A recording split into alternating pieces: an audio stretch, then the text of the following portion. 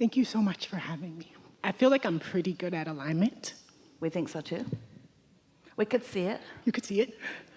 Alignment just meaning a desire and not much distance between your desire and where you are. That's what alignment is. Comes and goes, but you're good at it. Yes. I have 3 teenagers and a lot of contrast. And my question is, how do I parent without imposing my will on people that I am legally responsible for?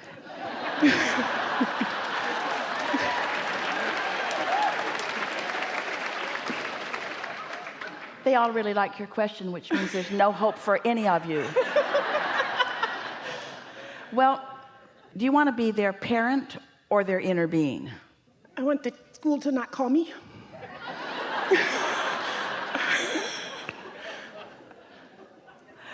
And I think that's their parent. Are you saying to us that they are ignoring human physical guidelines and someone's calling you to tell you about it? You should be the happiest girl on the planet. Okay. Tell me more. You see, most parents want their children to fit into society. And we've been talking all day about how to pry you loose from the society that you've been cramming yourself in to fit. Because when you fit into society, these are the things you believe. We don't get to choose what we want. We have to do stuff we don't want to do. Life's really a grind. In order to make a living, we have to do whatever is sort of chosen for us. And other people get to decide, and they make rules, and we have to follow the rules. Never mind our own guidance system. Never mind the relationship between our desires and our vibration. Never mind our using our true practical tools. We'll just fit in and do what everyone thinks that we should do, forgetting that they were born with an entirely different intention. And so if we were standing in your physical shoes and we had the option of being a parent who is guiding them toward keeping the rules of the school, or being a parent who is guiding them toward an awareness of their inner being and a following of the impulses that come from true connection, we would choose the second. But here's what makes this seem like something that you're afraid to do. You're not yet convinced that they're under the influence of source when they act. They could be under the influence of rebellion. They could be pushing against. Before you can really feel comfortable in just turning them loose to their own guidance system, you've got to demonstrate that you've turned yourself loose to your own guidance system.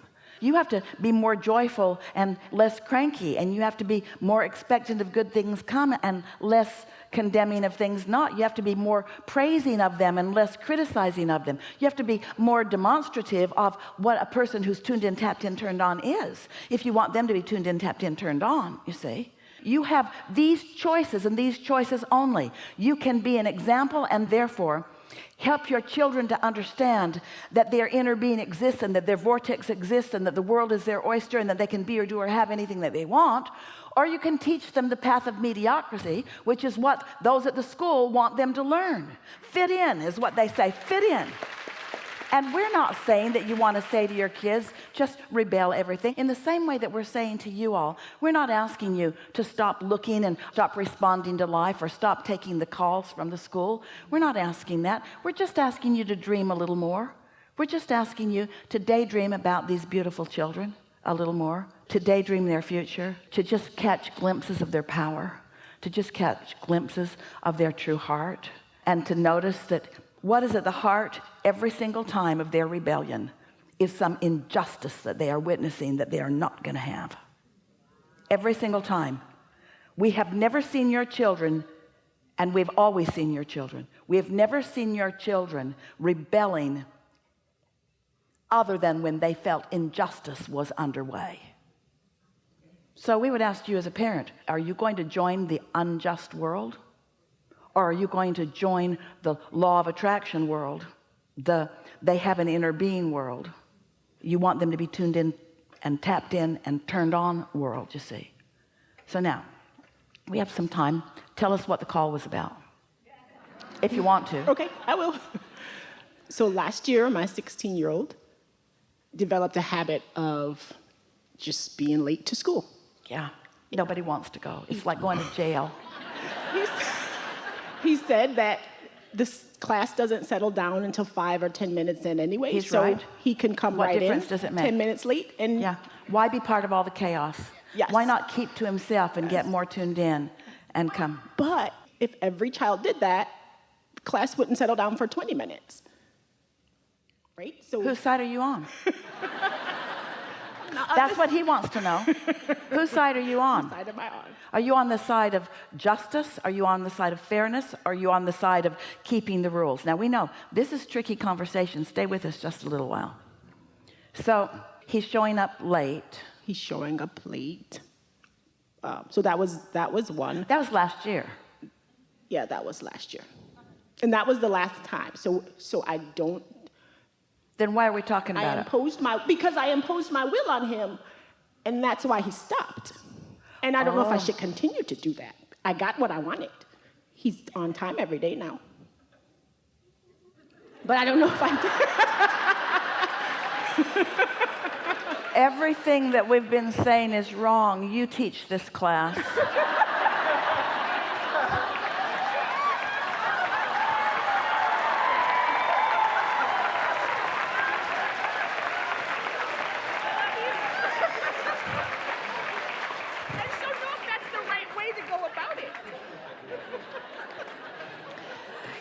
It is a short-term solution because it stopped the calls from coming, but it's a long-term. He'll be in one of these Yes. later trying to figure out how to find his own power. Look at human laws and rules as cooperation. And be glad for cooperation. It's nice that you all agree that when the light is green, you go, and when it's red, you stop. Otherwise, it would be sort of confusing and even dangerous. And so one of the things that all of you experience, this is a big topic, where you are born into these physical bodies, and those who came before are always wanting to socialize you because they're wanting you to fit into society. And what that means to them is you need to conform your behavior so that you fit in. So the upside of that is you don't make trouble for everything else. The downside of it is you never do anything magnificent. You never find your true power.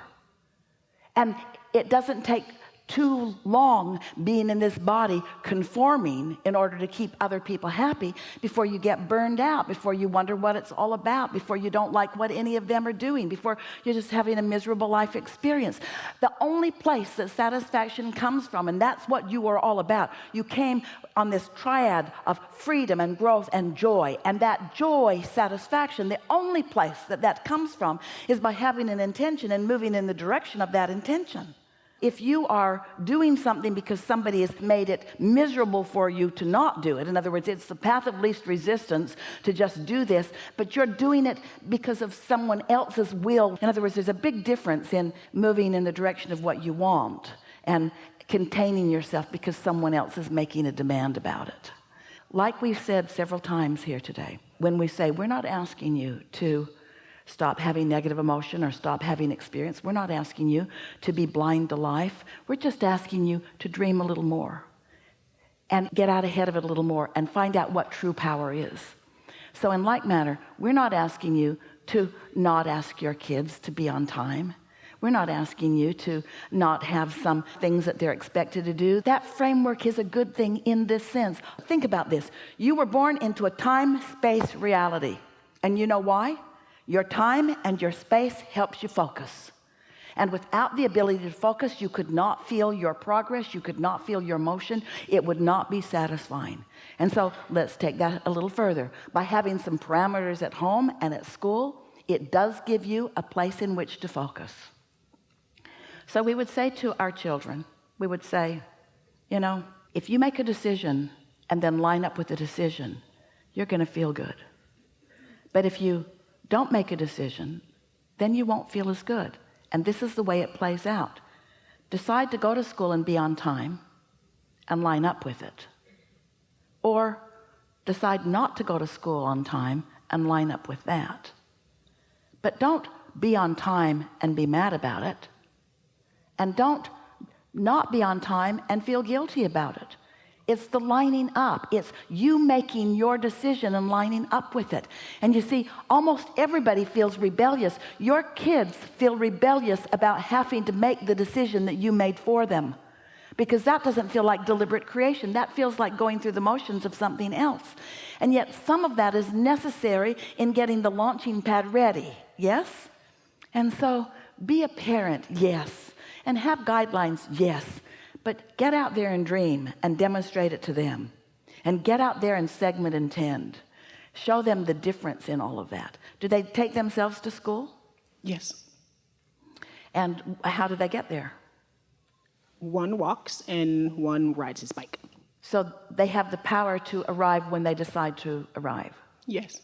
That is in their hands. And so bask in the pleasure of that freedom for them. So did we get there? Did you sort of get what we're talking about? We want to wrap this up in a strong way. So you want to be a parent who parents, which means you want them to know that you're thinking about them and that you care about them. But if you are a parent who tunes into source energy the majority of the time when you think about them, and then you cast your gaze upon them from your connected to source energy, you're going to find impulses of when to say things and what to say. You're going to demonstrate your alignment with your source and the power of your being. And they're going to hear that. And we can feel already you've been doing a great deal of that. The reason they're listening to you is because they do trust you. Their beef is not with you. It's with the injustices that go on at school. We can tell you this, as we scan the vibrational atmosphere of their classrooms. We're focused specifically on your 16-year-old, 17-year-old now, or 16? 16, still 16. He's the least trouble in that room. He's the most powerful in that room. He has the most established dreams of anyone in that room. He feels the greatest risk. In other words, he's not saying when someone calls him that he doesn't care about. He cares about this. He cares about this a lot. And when he feels you're at oneness with his power, you're going to witness a really big shift in his joyful demeanor. He's already a happy kid. Say things to him like, I think I've always seen it in you, but I'm really seeing it now. You're a leader. But I'm just getting something, say to him. Leadership isn't about leading other people. That's hard. Leadership is about coming into your own power, and then others follow just naturally. And that's what I can feel for you. And that's why you're so stubborn about the things you don't want to do. And I'm just really getting that and appreciating that about you. You're going to have such a great life. I can feel it coming. I can sense it coming. I know it with everything that I am. I'm so happy that I get to stand close up and witness the wonderful stuff that's coming your way. Really good time for a segment of the session.